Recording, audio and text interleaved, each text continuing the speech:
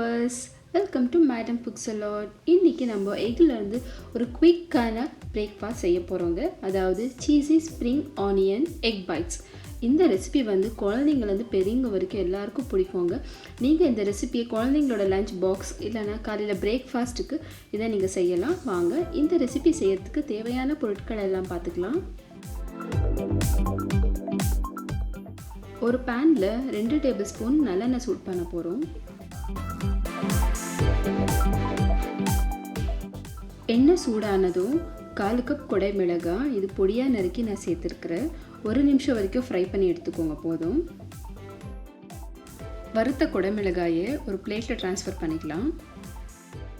அடுத்து அதே panல துருவிய உருளைக்கிழங்கு 1/4 கப் சேர்த்துக்கலாம். அதையும் 2 நிமிஷம் வரைக்கும் ஃப்ரை பண்ணி எடுத்துக்கோங்க.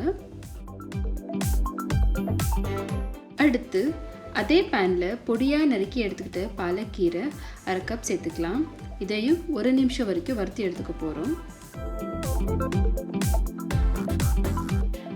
வறுத்த கீரை அப்புறம் உருளைக்கிழங்கு ஒரு பிளேட்ல ட்ரான்ஸ்ஃபர் பண்ணிக்க போறோம். இது கொஞ்ச நேரம் ஆறட்டும். அடுத்து ஒரு அகலமான பவுல் எடுத்துக்கோங்க. அதுல 6 முட்டையை உடைச்சுக்க போறோம்.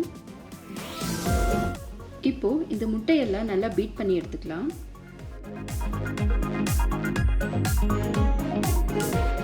அவ்வளவுதாங்க. இதுல பொடியா நறுக்கி எடுத்துக்கிட்ட பூண்டு 1 டேபிள்ஸ்பூன், வெங்காய தாளோட பச்சை அப்புறம் வெள்ளை பகுதி ரெண்டுமே பொடியா நறுக்கி சேர்த்துக்கலாம். அப்பவே நம்ம நறுக்கி வச்சிருந்தோம் இல்லைங்களா உருளைக்கிழங்கு, பாலக்கீரை அப்புறம் குடை மிளகாய், அதையும் இப்போ சேர்த்துக்க போறோம்.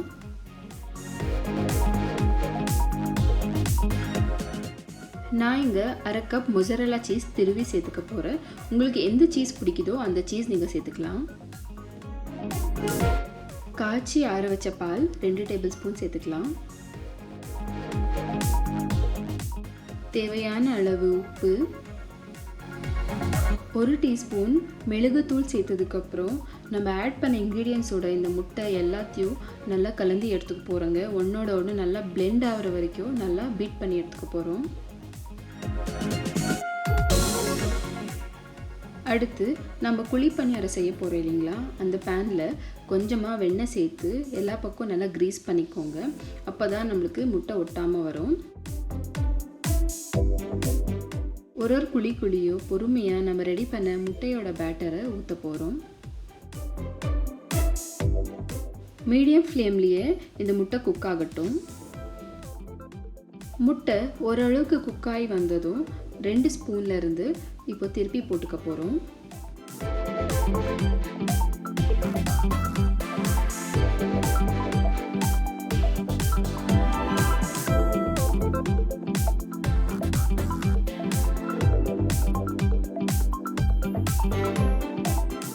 இப்போ நம்மளுக்கு முட்டை ஆல்மோஸ்ட் குக்காய் வந்திருக்கு. நீங்கள் இந்த ஸ்டேஜ்லேயே நீங்கள் பிளேட்டில் ட்ரான்ஸ்ஃபர் பண்ணிக்கலாம். இல்லை உங்களுக்கு கோல்டன் கலர் ஆகிற வரைக்கும் உங்களுக்கு முட்டை வேணும்னா நீங்கள் இன்னும் கொஞ்சம் நேரம் குக் பண்ணி எடுத்துக்கலாம்.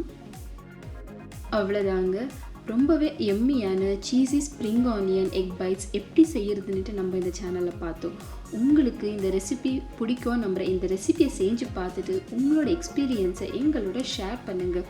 இந்த ரெசிபி நீங்கள் லஞ்ச் பாக்ஸ் இல்லைனா பிரேக்ஃபாஸ்ட்டு கூட கொடுக்கலாம், ஈவினிங் ஸ்நாக்ஸு கூட கொடுக்கலாம். ஒருவேளை எக் பைட்ஸை லஞ்ச் பாக்ஸ்க்கு பேக் பண்ணுறதா இருந்தால் சிம்பிள் வெஜ் ஃப்ரைட் ரைஸோடு நீங்கள் இதை சர்வ் பண்ணலாம், நல்லாயிருக்கும். நம்ம சேனலில் வர வீடியோஸ் பற்றி நீங்கள் என்ன நினைக்கிறீங்க, அப்புறம் அதோட ஃபீட்பேக் ஏதாச்சும் இம்ப்ரூவைசேஷன்ஸ் இருந்தால் நீங்கள் எங்களோட ஷேர் பண்ணலாம். தேங்க்யூ.